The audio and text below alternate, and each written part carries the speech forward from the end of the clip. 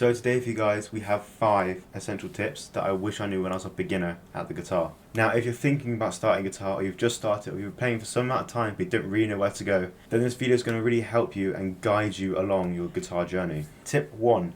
The technicalities don't matter as much as you think they do.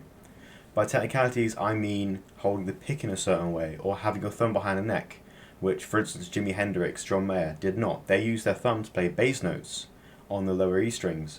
So they used a thing that can be seen as bad to their advantage, but these are just 2 examples. The technicalities are things that people bang on about, how you have to hold the guitar in a certain way, stuff like that. They don't matter as much as you think they do, because you should be playing how you feel comfortable.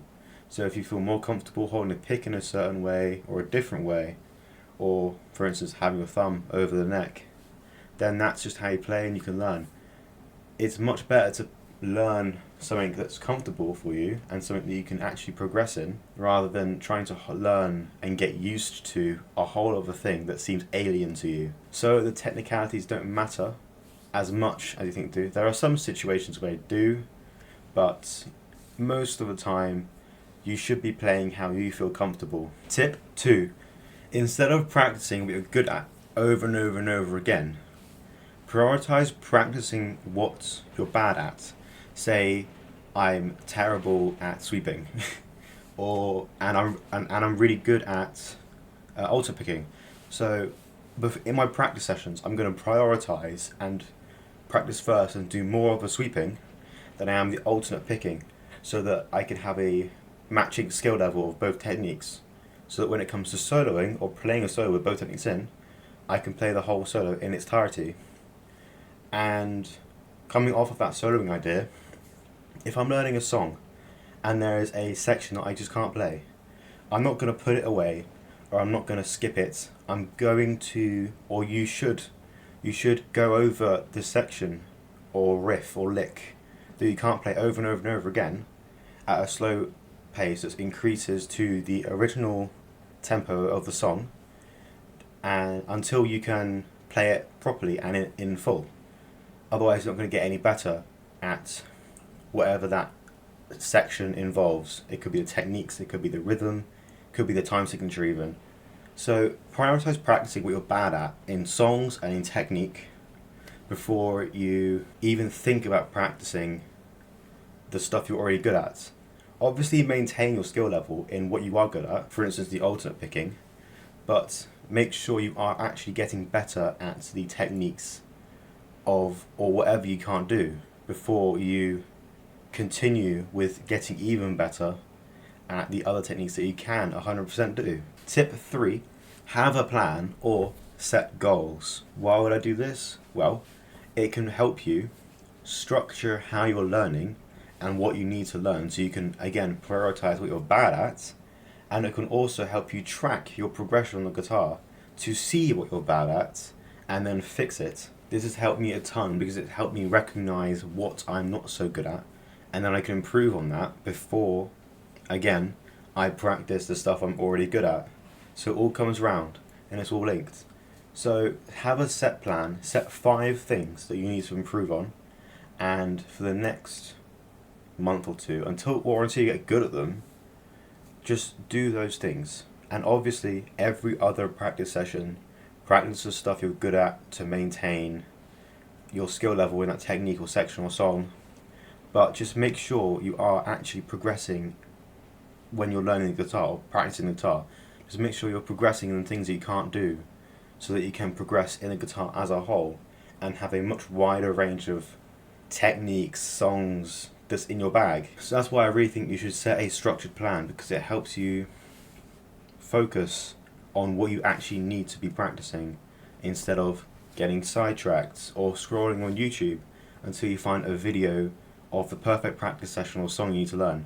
You can just go, okay, I have this I need to learn, I'm going to search it, and now I can watch it and learn it. Tip 4, I want you to record yourself playing.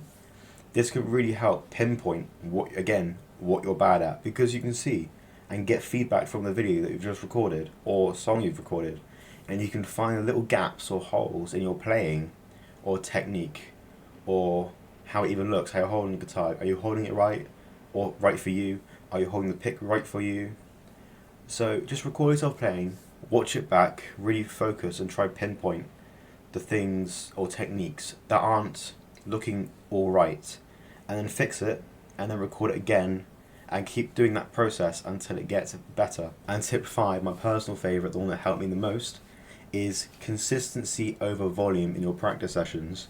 What I mean by this is it's much better to practice every day for 20 to 30 minutes than it is to practice 3 hours on Monday, skip Tuesday, Wednesday, Thursday, hour on Friday, hour on Saturday, nothing, then another 3 hours on Tuesday.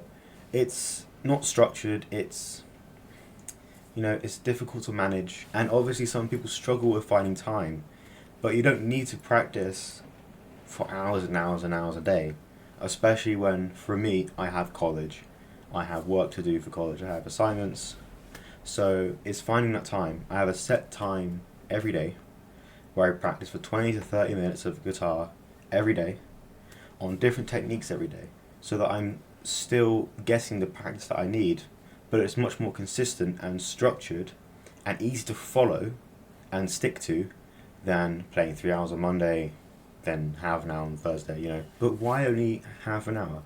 Well, for me, that's the most time I can find in my day with everything else that's going on. For instance, gym, schoolwork, or college work, and then I have guitar. Then I have time to have a social life as well. It's a little bit hard to balance, so I only have half an hour free, which I use to play the guitar. But obviously on the weekends I have more time. So on Saturday, Sunday, I find more time to practice the guitar. But I still have at least 20 to 30 minutes every single day, which is the consistency. I'm not saying set a limit to half an hour. Obviously, if I don't have any college work, I'm going to have either more of a social life or play more guitar. So say I get all my work done on Monday. Tuesday, I can have an hour or two extra guitar practice, which I will do. But I still have at least 20 to 30 minutes of dedicated guitar practice, so I can still progress in the field of guitar that I need to progress in. But that's the end of the video. If you enjoyed this and found this helpful, then please leave it a like and subscribe, that would be much appreciated. And go check out my other videos on the guitar technique. I'll see you in the next one.